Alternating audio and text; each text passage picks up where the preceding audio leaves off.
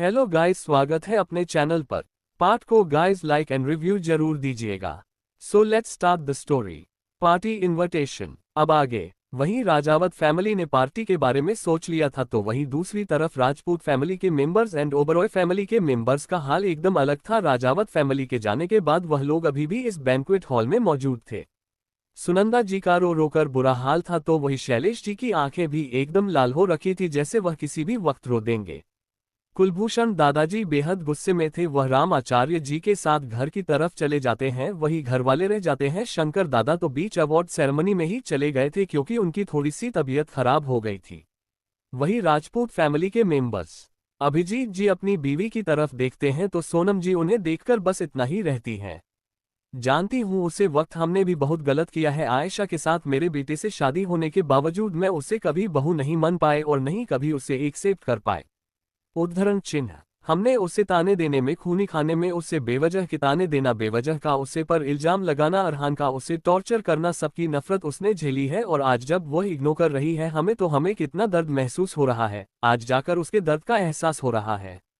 ऐसा कहकर सोनम जी रो पड़ी। वहीं अभिजीत जी उन्हें संभालने लगते हैं। उदास तो वह भी थे और नहीं भी क्यों ना, क्योंकि उनके दोस्त की बेटी के साथ साथ आयशा उनके घर की बहू भी थी, लेकिन सबने कभी उसे ना बेटी की तरह अपनाया, नहीं एक बहू की तरह हमेशा उसे ताने दिए जाते हैं। हंसते मुस्कुराते वह सब कुछ सह लेती थी, सिर्फ और सिर्फ अपनी मोहब्बत के लिए।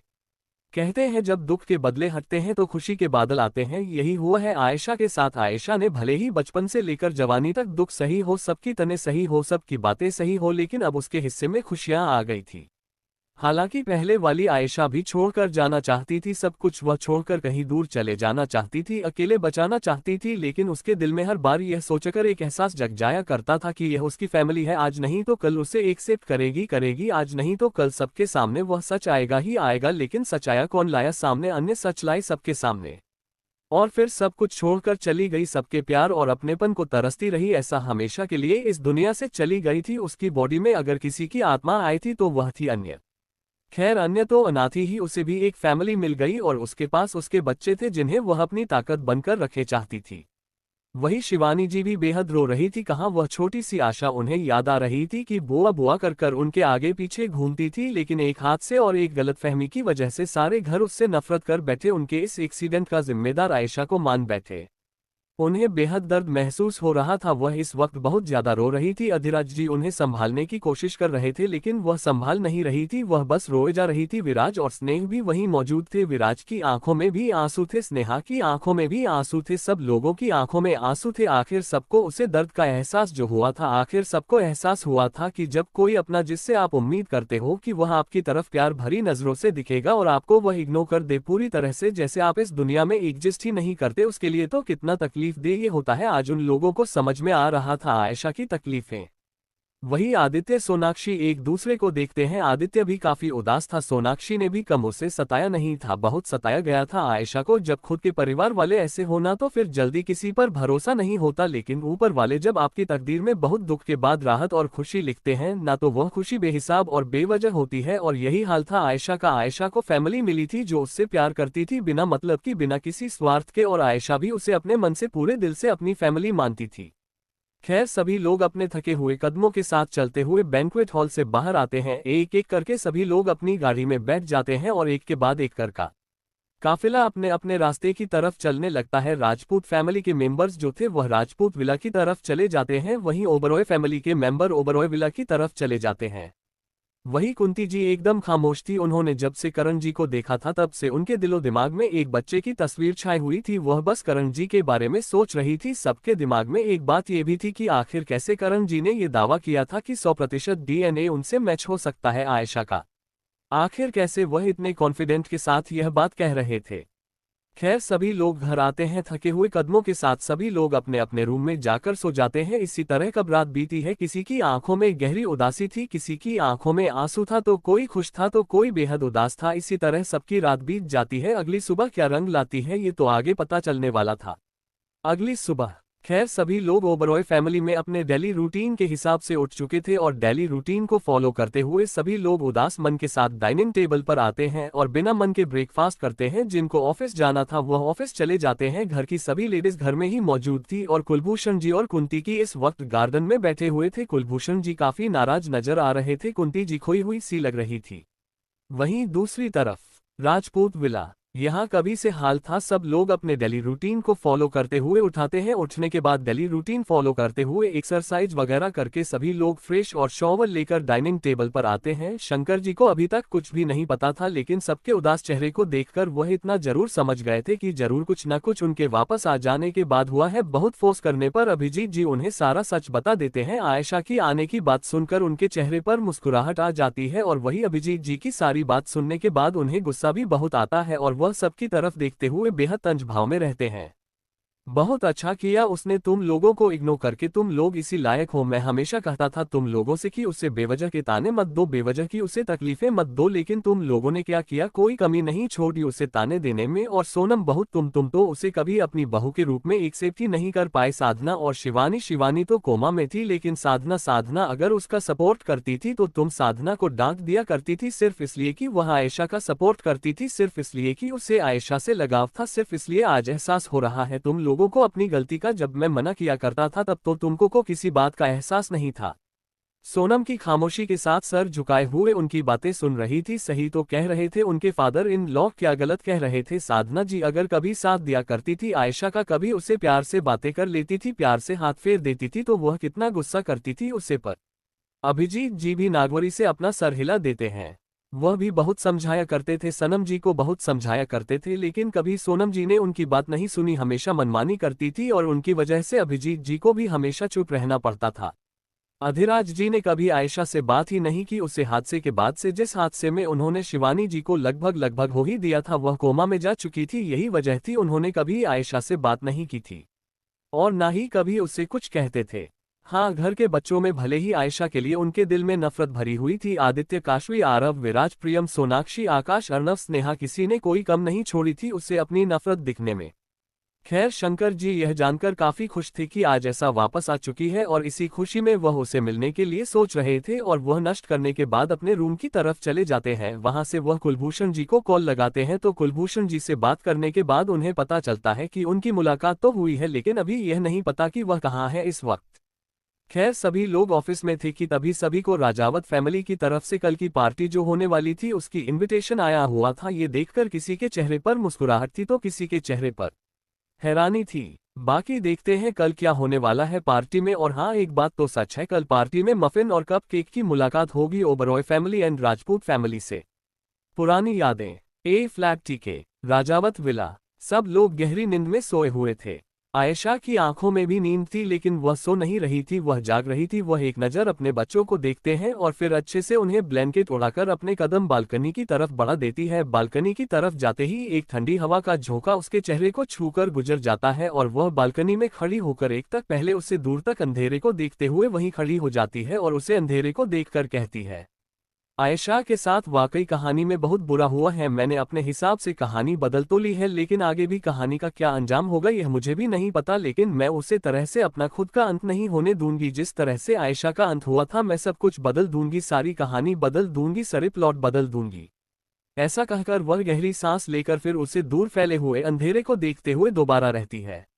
मैं उससे टॉक्सिक फैमिली से दूर तो चली गई, लेकिन भगवान जी ने मुझे एक नई फैमिली दी। ये तो अच्छा है कि राजावत फैमिली ने हमेशा से ही आशा को प्यार किया है, बचपन से लेकर आज तक। अगर मैं लंदन नहीं जाती तो वहां मेरी मुलाकात कभी राजावत फैमिली से होती ही नहीं और ना ही मैं कभी इस फैमिली का हिस्सा होती। ऐसा कहकर आयशा कुछ याद करने लगती है। आयशा जब पहली बार हॉस्टल गई थी तो उसका हॉस्टल था राजस्थान में था। राजस्थान में वह अपनी स्टडी करने के लिए गई हुई थी, वहीं के हॉस्टल में रहना था उसे। आयशा की उम्र लगभग उसे वक्त 5 साल की थी। आयशा अपने हॉस्टल में सबसे कम उम्र की लड़की थी जो हॉस्टल में रहने आई थी। 5 साल की बच्ची ने कैसे सरवाइव किया होगा ये सोच सोचकर ही अन्य की हालत खराब हो रही थी। 5 साल की बच्ची अपने माँ बाप के बगैर रह पाती है? आजकल तो लोग बड़े होकर भी अपने माँ बाप के बगैर नहीं रह पाए। माँ बाप के बगैर 5 साल की बच्ची एक हॉस्टल में रही थी। अन्य को ये भी याद आता है कि आयशा जब 5 साल की थी तो वह हॉस्टल में रहकर बहुत बोर हो गई थी। उसे आए हुए लगभग हफ्ता भर हो चुका था हॉस्टल में, लेकिन घर से कोई भी मिलने नहीं आया था। वह बहुत ज्यादा उदास थी, इसलिए वह हॉस्टल के पास वाले ही पार्क में जाकर बैठ जाती है। तभी वहां उसकी मुलाकात कीर्ति और अनुप्रिया जी से होती है, जो यहाँ अंशी को घूमने लाई थी। अंशी उसे वक्त 6 साल की बच्ची थी। अंशी और आयशा में दोस्ती हो जाती है और कीर्ति जी आयशा के बारे में जानती है तो उन्हें बहुत अफसोस होता है।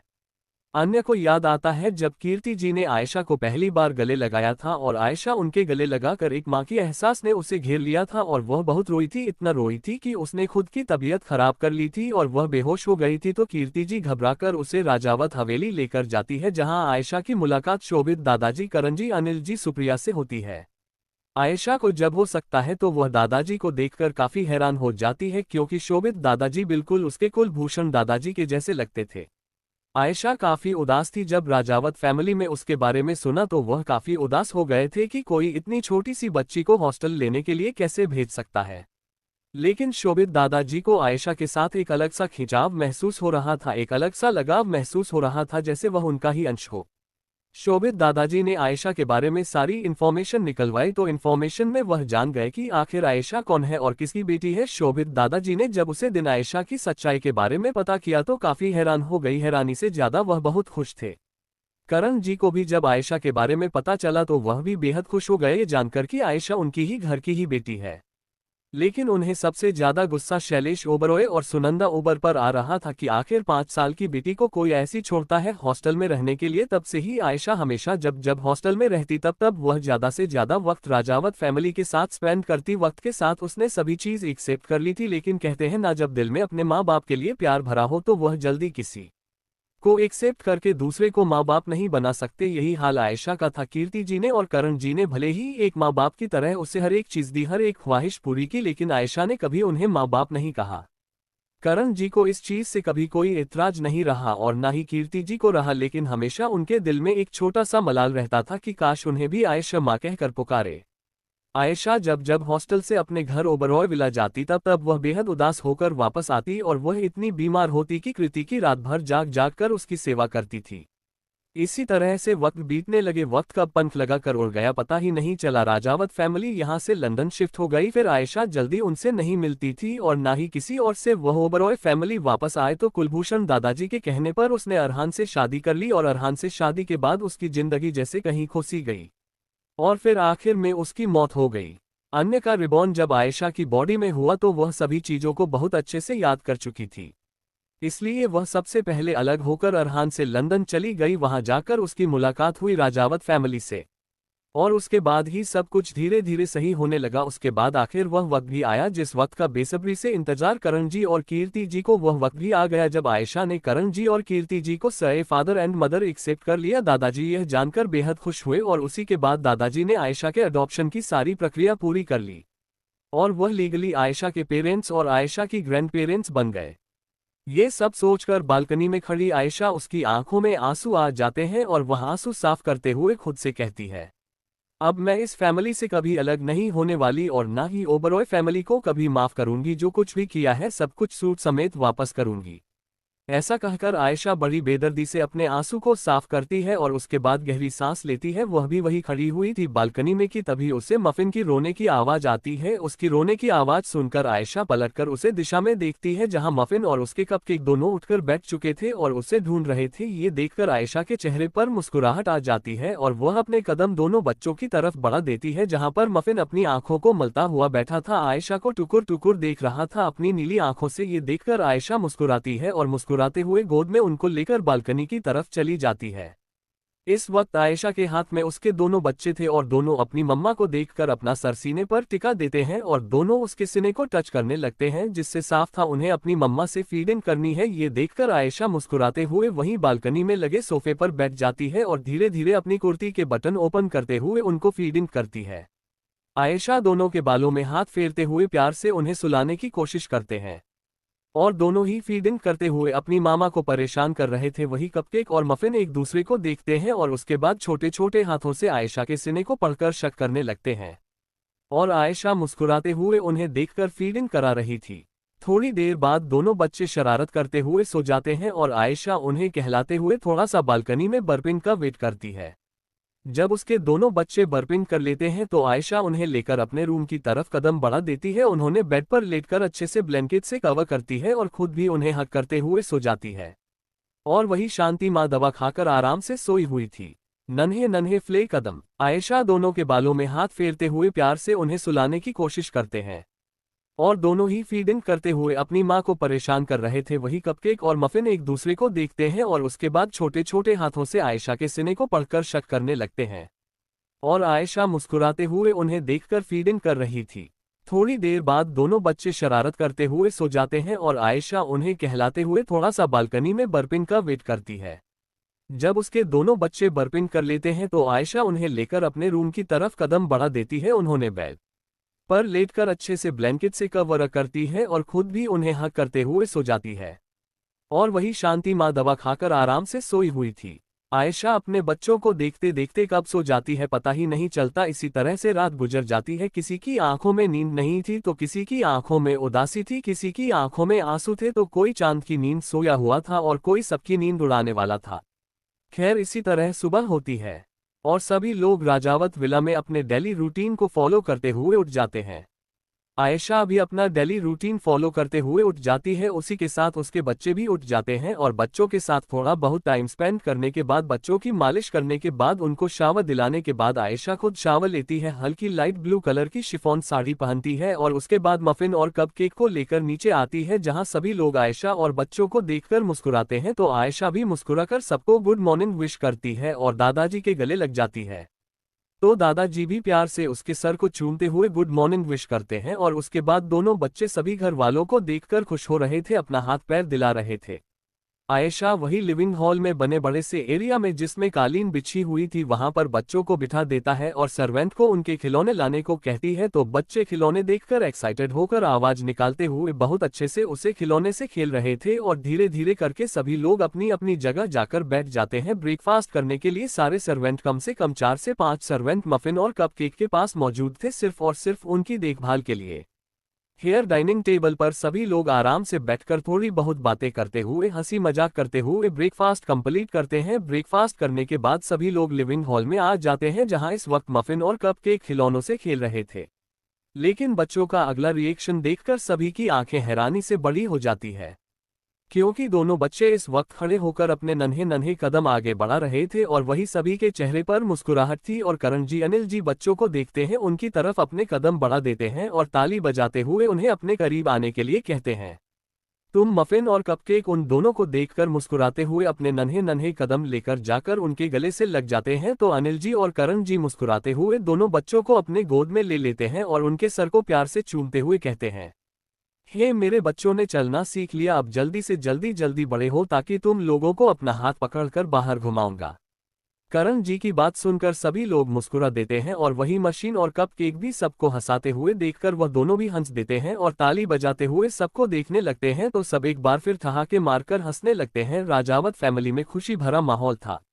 वही शांति माँ एक जगह खड़ी होकर परिवार की खुशियों को देखते हुए बलाया लेते हुए नजर उतरती है और आयशा कीर्ति जी के गले लग जाती है। तो कृतिजीवियों से अपने गले लगाकर उसके प्यार से माथे पर किस करती है और उसके बाद चेहरे पर हाथ फेरते हुए बहुत खुशी के साथ रहती है। तो हमारी राजकुमारी और राजकुमार नहीं चलना सीख लिया है, अब तुम्हें और भी बेहद ख्याल रखना होगा इन दोनों का, क्योंकि ये दोनों काम शैतान नहीं है, बहुत ज्यादा शैतान है। आयशा कीर्ति जी की बातों का जवाब देते हुए कहती है, माँ मैं ही क्यों, आप सब होना, और वैसे भी आप लोग जानते हो ना कितनी मुश्किल से मैं हैंडल करती हूँ लोगों को, आप सबके बगैर कितना मुश्किल होता। ऐसा कहकर आयशा बेचारा सा चेहरा बना लेती है। तो वही कीर्ति जी उसकी बात पर खुलकर हंस देती है और हंसते हुए उसके सर पर हल्की सी टिप्पणी मारते हुए कहती है, बेटा अब तक तुम अकेले ही संभालती है, आगे भी संभालोगे, हमें पूरा यकीन है तुम पर। आयशा भी सबके साथ आकर बैठ जाती है। लिविंग हॉल में उसकी नज़र अमृता पर जाती है जो मुस्कुराते हुए बच्चों को देख रही थी। आयशा अमृता को देखकर अपने कदम उसकी तरफ बढ़ते हुए कंधे से कंधा टकराते हुए कहती है, टेंशन मत लो, कुछ ही महीना की बात है, तुम्हारे हाथ में भी छोटे छोटे नन्हे शैतान होंगे और मेरी तो दुआ है कि तुम्हें भी ट्विंस बेबी हो, देखना भाई की मुराद पूरी हो जाएगी भाभी। अमृता जो मफिन और कपकेक को देखकर मुस्कुरा रही थी, आयशा की बात सुनकर उसके गाल लाल हो जाते हैं और वह आयशा के कंधे पर हाथ मारते हुए थोड़ी शर्माहट में रहती है। तुम भी ना आयशा, ऐसी कौन छोड़ता है अपनी भाभी को जिस तरह से तुम छेड़ रहे हो। आयशा उसकी बातों का जवाब देते हुए कहती है, मैं नहीं खेलेगी तो और कौन चलेगा, आखिर भाभी के साथ साथ तुम मेरी बेस्टी भी हो। अमृता उसकी बात पर मुस्कुरा देती है। दोनों एक दूसरे से बात करने लगते हैं। वही सारे घर वाले बच्चों में लगे हुए थे। वहीं दूसरी तरफ ओबरॉय फैमिली, यहाँ का माहौल काफी अजीब था। डाइनिंग टेबल पर एकदम सन्नाटा पसरा हुआ था। सभी लोग एकदम खामोश थे, जैसे अगर वहां पर एक सी भी गिरती तो उसकी आवाज सबको जरूर सुनाई देती। इतना सन्नाटा था। सब बिना मन के ब्रेकफास्ट कर रहे थे। ब्रेकफास्ट करने के बाद जिनको ऑफिस जाना था वह ऑफिस जाने के लिए निकल गए। वहीं घर की लेडीज घर में थी। दादाजी अपने रूम में मौजूद थे। आज शाम को पार्टी थी राजावत फैमिली की तरफ से, तो सभी को जाना ही था, इसलिए सभी लोग वक्त से पहले आ जाएंगे, ऐसा कहकर दादरी से वह लोग चले गए थे। इसी तरह दिन बीत जाता है और शाम हो जाती है। पार्टी अब आगे। Party venue. पार्टी कहीं और नहीं राजावत फैमिली के विला में रखी गई थी। और राजावत फैमिली का विला बहुत ही खूबसूरत और काफी बड़ा भी था, जिस वजह से उसका गार्डन और भी बड़ा था। और इस गार्डन में पार्टी रखी गई थी। पुलिस स्टाफ हर एक decoration black and golden colour की थीम में सजाई गई थी। हर तरफ ब्लैक एंड गोल्डन कलर के पर्दे, ब्लैक एंड गोल्डन कलर की flower, black and golden colour के डेकोरेटिव सामान सब जगह पर लगे हुए थे, जो काफी खूबसूरत लग रहे थे। सभी चीज बहुत अच्छे से प्रिपेयर हो गई थी और घर के सभी सदस्य भी बहुत अच्छे से रेडी हो चुके थे। पार्टी स्टार्ट होने में अभी थोड़ा वक्त था, इसलिए सभी लोग रेडी हो रहे थे। जो रेडी हो चुके थे वह बाहर गार्डन की तरफ चले गए बाकी सारी तैयारी देखना। करण जी और अनिल जी रेडी होकर बाहर गार्डन की तरफ सभी चीज देखने चले गए थे।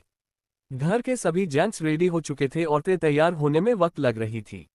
जहां शोभित दादाजी ने सिंपल सा ब्लैक कलर का हल्का कड़ा हुआ कुर्ता पहना हुआ था और अनिल जी और करण जी ने ब्लैक कलर का टैक्सीडो सूट पहना हुआ था और अव्यान ने भी ब्लैक कलर का टैक्सीडो सूट पहना हुआ था। वहीं दूसरी तरफ सभी लोग रेडी हो चुके थे और पार्टी का वक्त हो चुका था। धीरे धीरे करके सभी गेस्ट की एंट्री होने लगी थी। थोड़ी देर में सारी मीडिया भी वहां जमा हो चुकी थी, क्योंकि राजावत फैमिली कोई छोटी फैमिली का नाम नहीं था, वह भी बहुत बड़ी फैमिली का नाम था। लेकिन मीडिया वाले भी काफी हैरान थे ये जानकर कि राजावत फैमिली मुंबई में आ चुकी है। इस बात की भैसाक कभी किसी को लगी ही नहीं और ना ही कभी राजावत फैमिली ने लगने दी। मुंबई के हर एक बिजनेसमैन को सजावट फैमिली की पार्टी गए थे। सारे बिजनेसमैन अपनी फैमिली के साथ उसे पार्टी में शिरकत कर रहे थे और गेस्ट का वेलकम कर रहे थे। अनिल जी और करण जी दोनों भाई हंसते मुस्कुराते हुए सभी का वेलकम कर रहे थे। थोड़ी देर में उनकी बीवी आई, यानी कि कृति जी और अनुष्का जी, जिन्होंने गोल्डन कलर की साड़ी पहनी थी। डिजाइनर और ज्वेलरी भी मिनिमल से पहनी हुई थी, जो कि डायमंड की थी और हाथों में चूड़ियां थी डायमंड की। वह सभी लोग बेहद खूबसूरत लग रहे थे। वह दोनों भी अपने हस्बैंड को आकर ज्वाइन करती है और जो गेस्ट आ रहे थे उनका वेलकम करती है। अव्यान भी अमृत के साथ पार्टी में आ चुका था और वह अमृता को ले जाकर एक जगह बिता रहा था, क्योंकि अमृता 7 से 8 मंथ प्रेग्नेंट थी, तो जाहिर था उसका बैठना ज्यादा देर खड़ी नहीं हो सकती थी। कि तभी वहां एंट्री होती है। एंट्रेंस गेट पर ओबरॉय फैमिली की कार एक के बाद एक आकर रुकती है और उसमें से सबसे पहले कुलभूषण दादाजी और कुंती जी बाहर आते हैं। उनके साथ एक और कार का डोर ओपन होता है, उसमें से प्रथम और साक्षी जी बाहर आते हैं। फिर तीसरी कार का डोर ओपन होता है, शैलेश जी सुनंदा की बाहर आते हैं और अपनी बीवियों का हाथ थाम कर अंदर की तरफ चले जाते हैं। कुलभूषण दादाजी ने ब्लैक कलर का कुर्ता पहना हुआ था, हल्की डिजाइन वाला, और वही उनकी वाइफ ने सिल्वर कलर की बनारसी साड़ी पहनी हुई थी। वह अपने हस्बैंड के साथ अंदर चली जाती है। उन्हीं के पीछे प्रथम जी और साक्षी जी थे। प्रथम जी ने डार्क ब्लू कलर का बिजनेस सूट पहना हुआ था, तो वही साक्षी जी ने डार्क ब्लू कलर की साड़ी पहनी हुई थी, जो काफी खूबसूरत लग रही थी उनके ऊपर। और ऊपर से उन्होंने हाथ में गोल्ड की चूड़ियां और गोल्ड की ज्वेलरी पहनी हुई थी। वहीं उसके बाद Shailesh ji dark brown colour के बिजनेस सूट में बाहर आते हैं। उनके साथ ही डार्क ब्राउन कलर की डिजाइनर साड़ी में सुनंदा की आती है बाहर। उनके चेहरे पर हल्की मुस्कुराहट थी, उन्होंने भी हल्की मिनिमल सी डायमंड ज्वेलरी पहनी हुई थी। इसी के वह लोग अंदर चले जाते हैं। एंट्रेंस गेट पर उन्हें अनिल जी, अनुष्का जी, करण जी और कीर्ति जी मिलते हैं। कीर्ति जी सभी का मुस्कुराते हुए वेलकम करती है, वही करण जी शांति से खड़े होकर उनका वेलकम कर रहे थे। उनके चेहरे पर कोई भी एक्सप्रेशन नहीं था। थोड़ी देर पहले जो उनके चेहरे पर मुस्कुराहट थी वह अब कहीं गायब थी। खैर, ओबरॉय फैमिली राजावत विला के अंदर चले जाते हैं। उसी के पीछे काफी सारी कार एक बार और रुकती है। उनमें से प्रियम, आकाश और अर्नब बाहर आते हैं। उन्होंने इस वक्त ब्लैक कलर का टक्सीडो सूट पहना हुआ था, जो उन पर काफी अच्छा लग रहा था। जल्द से सेट किए गए बाल जो जच रहे थे, वह लोग भी अपने कदम राजावत विला की तरफ बढ़ा देते हैं। उसके बाद राजपूत फैमिली की एंट्री होती है। सबसे पहले शंकर दादाजी थे और उनके पीछे वाली कर में अभिजीत जी, सोनम जी जिन्होंने ब्लैक कलर की थीम में ड्रेस पहनी हुई थी। जहां ब्लैक कलर की टक्सीडो सूट में अभिजीत जी थे, वहीं ब्लैक कलर की साड़ी में सोनम जी थी। उसके बाद एक और कर रुकती है, उसमें से अभी राम जी और साधना जी बाहर आते हैं और दोनों ने भी डार्क नेवी ब्लू कलर की कॉम्बिनेशन में ड्रेस पहनी हुई थी। जहाँ साधना जी ने साड़ी पहनी हुई थी डार्क कलर की, वही अभी राम जी ने डार्क नेवी ब्लू कलर का बिजनेस सूट पहना हुआ था। वही अधिराज्य शिवानी जी के कर से बाहर आते हैं और जहां अधिराज जी ने ब्लैक एंड गोल्डन कलर की कॉम्बिनेशन में बिजनेस सूट पहना था, तो वही ब्लैक एंड गोल्डन कलर की कॉम्बिनेशन में शिवानी जी ने भी साड़ी पहनी हुई थी, जौन पर बहुत अच्छी लग रही थी। इसके बाद एक और कर रुकती है, उसमें से आदित्य और सोनाक्षी बाहर आते हैं। आदित्य ने ब्लैक कलर का बिजनेस सूट पहना था, तो वहीं सोनाक्षी ने सिल्वर कलर की साड़ी पहनी थी डिजाइनर, जो काफी अच्छी लग रही थी। और उनके हाथ में एक बच्चे था जो कि 9 मंथ का बेबी था और उसने simple T shirt and bottom पहना था। वहीं उनके साथ विराज और स्नेह भी थे उनके पीछे वाली कर में, जिसमें से विराज ने लाइट ब्लू कलर का बिजनेस सूट पहना था, तो वही स्नेहा ने लाइट ब्लू कलर की साड़ी पहनी हुई थी और 1 ईयर का बेबी जाऊंगा और बेटी थी, बेटी का नाम समायरा था और उसने एक लाइट ब्लू कलर की प्यारी सी फ्लोरल प्रिंटेड गाउन पहनी थी और बालों में हेयर बैंड लगा हुआ था। उन्हीं के साथ काशवी आरव और भी अलंकार में आए थे, जहां कश्मीर ने ब्लैक कलर की गाउन पहनी थी, तो वही अरब में सिंपल सेट एक्सीडेंट सूट पहना हुआ था। सभी लोग अंदर एंट्री करते हैं और उसके बाद राजावत फैमिली के लोग भी अंदर की तरफ चले जाते हैं। वहां जाकर फैमिली और राजपूत फैमिली को एक साथ देखकर गहरी सांस लेते हैं। कारण जी की नजरें इस वक्त कुंती की पर ठहरी हुई थी, वह कुंती जी को एक तक देखे जा रहे थे। कुंती की भी उन्हें देखकर बेचैनी महसूस कर रही थी कि तभी एंट्री होती है राजावत फैमिली की फीमेल हेड यानी कि अनुप्रिया दादी जी की। दादी जी ने सख्त गोल्डन कलर की बनारसी साड़ी पहनी हुई थी और वह अपने कदम गार्डन की तरफ बढ़ती है। वहां जाकर सबको देखती है तो राजपूत फैमिली के दादाजी यानी कि शंकर दादाजी और ओबरॉय फैमिली के दादाजी और दादी जी यानी कि कुलभूषण दादाजी और कुंती दादी जी उनको देखकर हैरान हो जाती है, क्योंकि अनुप्रिया दादी कुंती जी की कॉलेज फ्रेंड थी और शंकर दादाजी कुलभूषण दादाजी की भी दोस्त रह चुकी थी। कुंती की अनुप्रिया दादी जी को देखकर इमोशनल हो जाती है, उनकी आंख में आंसू आ जाते हैं। वहीं अनुप्रिया जी भी कुंती जी को देखकर गहरी सांस लेती है और हल्की मुस्कुराहट के साथ उनके गले लगते हैं। तो वही शंकर दादाजी और कुलभूषण दादाजी भी मुस्कुराते हुए उनसे मिलते हैं, बात करते हैं, लेकिन अनुप्रिया दादी जी ज्यादा किसी से बात नहीं करती, वह दूसरे गेस्ट को देखने के लिए चली जाती है। वही ओबरॉय फैमिली और राजपूत फैमिली के सभी सदस्य घर के सिर को इस तरह से अनुप्रिया दादी जी से मिलते हुए देखकर काफी हैरान थे। तभी वहां एंट्री होती है राजपूत फैमिली की फीमेल की यानी कि अंशी और आयशा की, जिन्होंने गोल्डन कलर की साड़ी पहनी हुई थी जो बेहद खूबसूरत लग रही थी। दोनों ने मिनिमल सी ज्वेलरी पहनी हुई थी, जहां अंशी ने कोई भी ज्वेलरी नहीं पहनी हुई थी, उसने बाल खुला छोड़ा हुआ था, हाथ में सिर्फ एक डायमंड का ब्रेसलेट और कानों में हल्की सी डायमंड की ईयरिंग और हल्का सा लाइट सेटल मेकअप किया हुआ था। वही आयशा ने गले में एक चेन पहनी हुई थी डायमंड की और कानों में ईयरिंग स्टड पहने हुए थे और हाथों में डायमंड की दो चूड़ियां पहनी हुई थी और नाक में हल्की सी डायमंड की पतली सी नाक पहनी हुई थी, जो उसे पर काफी अच्छी लग रही थी। लेकिन आयशा के हाथ में इस वक्त मफिन था और वही अंशी की हाथ में इस वक्त कपकेक थी। दोनों बच्चे को संभालते हुए अंदर की तरफ आ रहे थे। वहीं ओबरॉय फैमिली और राजावत फैमिली की नजर अभी बच्चों पर नहीं गई थी और नहीं उन्होंने आयशा और अंशी को देखा था। वही अंशी और आयशा अपने कदम चेयर के दूसरी साइड बैठी अमृता की तरफ बढ़ा देते हैं। अमृता वहां पर अकेले बैठी हुई थी, उसके पास कोई भी नहीं था और वहां पर एक टेबल भी थी राउंड सी, उससे टेबल पर खाने की काफी सारे स्नैक्स रखे हुए थे और अमृता इस वक्त मंचूरियन और नूडल्स खा रहे थे। अंशी और आयशा उसको इस तरह से देखकर हंसने लगती है और हंसते हुए कहती है, कमल है भाभी आपका भी, आप आराम से मजे लूट रही हो। अमृता उन दोनों की बात पर अपना मुंह सिकुड़ लेती है और अपना फूड छुपाने लगती है। वही आयशा और अंशी उसकी इस हरकत पर खुलकर हंस देती है। जिस साइड वह लोग बैठी हुई थी वहां पर इतना ज्यादा कोई था नहीं, क्योंकि यह खाने का एरिया था और यहाँ पर स्टार में काफी कुछ चीज थी। मैं कोर्स में भी बहुत सी चीज थी, वेज नॉन वेज सभी चीज अलाउड थी। जैसे स्टार में पनीर टिक्का, पाव भाजी, मोमोज, नूडल्स और spring roll, Manchurian, chicken lollipop और रोस्टेड चिकन और chicken boti, veg and non veg कबाब।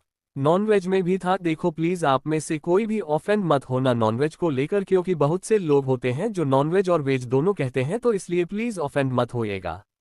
2 ये चैप्टर खत्म होता है। आगे बढ़ते हैं नेक्स्ट चैप्टर पर। बड़े पापा अब आगे। अमृता सिर्फ वेज खा रही थी क्योंकि उसे वेज ही खाना पसंद था। नॉन वेज के लिए एरिया काफी अलग रखा गया था ताकि वेज और नॉन वेज एक जगह ना रहे, इसलिए क्योंकि कुछ लोग बहुत ऐतराज करते हैं और इसी वजह से वेज को नॉन वेज से काफी दूर रखा गया था। और उसके बाद अंशी और आयशा भी थोड़ा बहुत स्टार टेस्ट करती हैं। मफिन और कपकेक वहीं बैठे हुए थे और अपनी मम्मा को देख रहे थे, मासी को देख रहे थे जो आराम से हर एक चीज अच्छे से खा रही थी।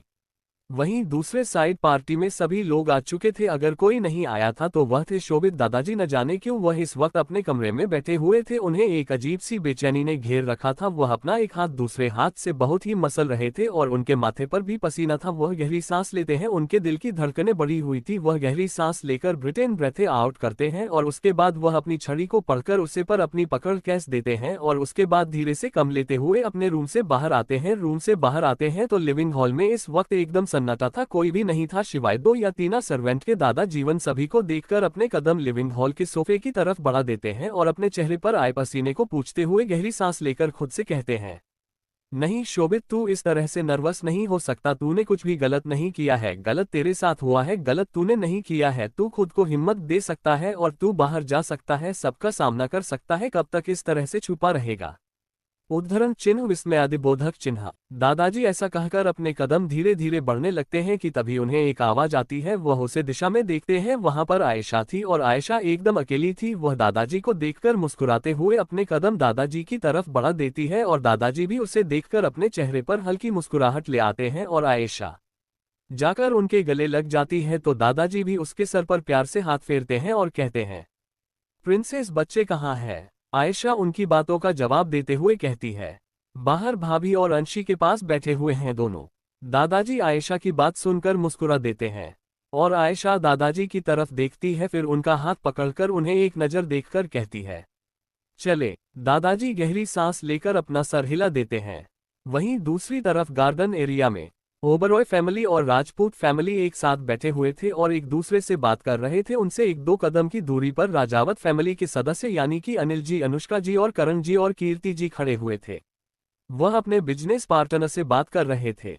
वहीं उनसे थोड़ी दूरी पर अव्यान भी अपने बिजनेस पार्टनर के साथ खड़ा हुआ था, उनसे बातें कर रहा था। वही करण जी के पास जो उनके बिजनेस पार्टनर खड़े थे, उनका नाम मिस्टर मेहरा था। वह करण जी की तरफ देखते हैं और फिर अनिल जी की तरफ देखते हुए अपनी पूरी नज़र पार्टी हॉल में घूमते हुए कहते हैं, वैसे मिस्टर ओल्ड राजावत नहीं दिख रहा है, वह कहाँ पर है?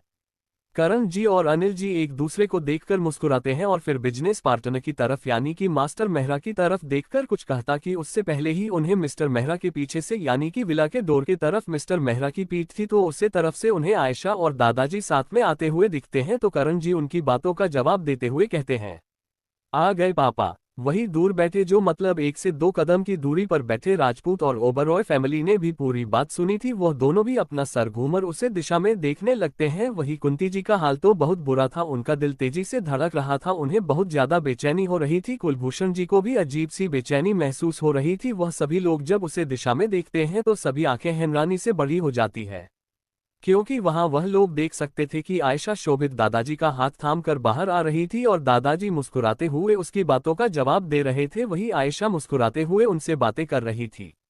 वही सुनंदा की और शैलेश जी की नज़र भी आयशा पर पड़ती है जो इस वक्त काफी खुश लग रही थी। उसको खुश देखकर सुनंदा जी की आंखों में आंसू आ जाते हैं और वह शैलेश जी का हाथ थाम लेती है। वही सुनंदा की तो फिर भी रो रही थी, लेकिन कुंती जी का हाल बेहाल था, उनकी आंखें हैरानी से बड़ी हो जाती है, उनका चेहरा सफेद पड़ जाता है। वह गिरती कि उनसे पहले ही प्रथम जी अपनी माँ को संभाल लेते हैं।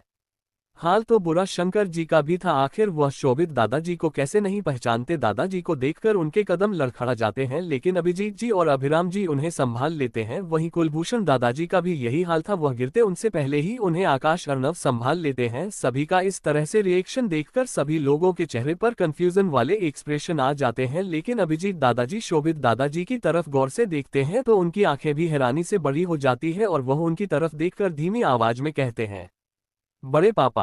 उन्होंने इतना धीमा लफ्ज भी नहीं कहा था कि उनके बगल में खड़े अभिराम जी, अधिराज जी और प्रथम शैलेश जी, आकाश और अर्नव न सुन पाए। उन्होंने सुना था और उनकी नज़र अभिजीत जी की तरफ जाती है। उनकी नज़रों को देखकर वह लोग शोभित दादाजी की तरफ देखते हैं, उनके चेहरे पर कंफ्यूजन वाले एक्सप्रेशन आ जाते हैं। वही कुंती दादी जी की आंखों से आंसू बेतहाशा बहने लगते हैं और वह रोने लगती है। लो भाई, आज सामना कर दिया हमने Oberoi family, Rajput family and Rajawat family का। अगले चैप्टर में मफिन कपकेक की मुलाकात होगी सभी लोगों से। दादू कोई जेलस हो रहा है। बड़े पापा, उन्होंने इतना धीमा लफ्ज भी नहीं कहा था कि उनके बगल में खड़े अभिराम जी, अधिराज जी और प्रथम शैलेश जी, आकाश और अर्नब न सुन पाए। उन्होंने सुना था और उनकी नजर अभिजीत जी की तरफ जाती है। उनकी नजरों को देखकर वह लोग शोभित दादाजी की तरफ देखते हैं। उनके चेहरे पर कंफ्यूजन वाले एक्सप्रेशन आ जाते हैं। वही कुंती दादी जी की आंखों से आंसू बेतहाशा बहने लगते हैं और वह रोने लगती है। शोभित दादाजी को आयशा के साथ देखकर कुंती जी की आंखें हैरानी से बड़ी हो जाती है। उनकी आंखों में भले ही आंसू था लेकिन आंखों में बहुत सवाल भी थे और हैरानी भी थी। शंकर दादाजी भी हैरानी से शोभित दादाजी को देख रहे थे। वही हाल कुलभूषण दादाजी का भी था। वही सबके चेहरे पर सवालिया एक्सप्रेशन थे। सभी जानना चाहते थे कि आखिर शोभित दादाजी कौन है। शोभित दादाजी ने एक नज़र भी उठाकर किसी को नहीं देखा था। वह बस मुस्कुराते हुए आयशा से बात कर रहे थे और वह भी खड़े ही हुए थे कि तभी अनुप्रिया दादी जी भी मुस्कुराते हुए जाकर आयशा के गाल पर प्यार से हाथ रखते हुए किस करती है और उसके बाद आयशा भी उनके गले लग जाती है। और इसी के साथ शोभित दादाजी अनुप्रिया दादी जी का हाथ थाम कर खड़े हो जाते हैं क्योंकि मीडिया भी आई हुई थी और मीडिया की काफी सारे सवाल थे उनके भी जो पूछना चाहते थे। दादाजी के पास ही आकर सबसे पहले करण जी और कीर्ति जी खड़े हो जाते हैं। उनके बगल में ही अनिल जी और अनुष्का जी भी थे और आयशा दादाजी को वहां पर छोड़कर साइड में खड़ी हो जाती है। उसी के साथ अंशी भी आकर खड़ी हो जाती है। अमृता वहां पर मौजूद नहीं थी, वह अभी भी फूड साइड वाले एरिया में थी और उसी के साथ बच्चे भी थे, वह खुद भी खा रही थी और बच्चों को भी खिला रही थी। वही ओबरॉय फैमिली और राजपूत फैमिली खड़े होकर राजावत फैमिली को देख रही थी। वही कुंती जी की नजर इस वक्त सिर्फ और सिर्फ शोभित दादाजी पर टिकी हुई थी जो हंसते मुस्कुराते हुए सभी मीडिया के सवालों के जवाब दे रहे थे। थोड़ी देर में मीडिया वहां से हट चुकी थी क्योंकि उनके सारे सवालों के जवाब मिल चुके थे जो वह चाहते थे।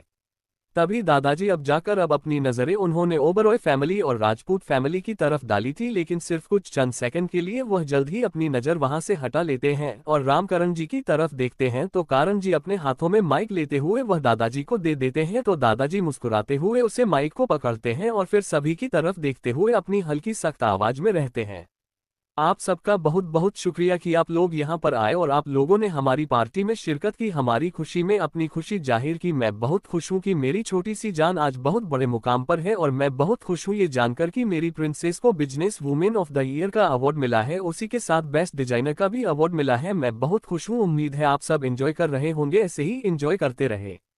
ऐसा कहकर दादाजी अपने बगल में देखते हैं जहां पर आयशा खड़ी थी। आयशा दादाजी को देखकर एक्साइटमेंट में उनके गले लग जाती है तो दादाजी भी उसे अपने गले से लगाकर हंस देते हैं और हंसते हुए उसके बाल सहलाते हुए उसकी माथे को चुनकर बड़े प्यार से कहते हैं, प्रिंसेस हम बहुत खुश हैं कि आप इतनी ऊंचे मुकाम पर हैं, भगवान आपको और तरक्की दे और आप इससे ऊंचे मुकाम पर पहुंचे।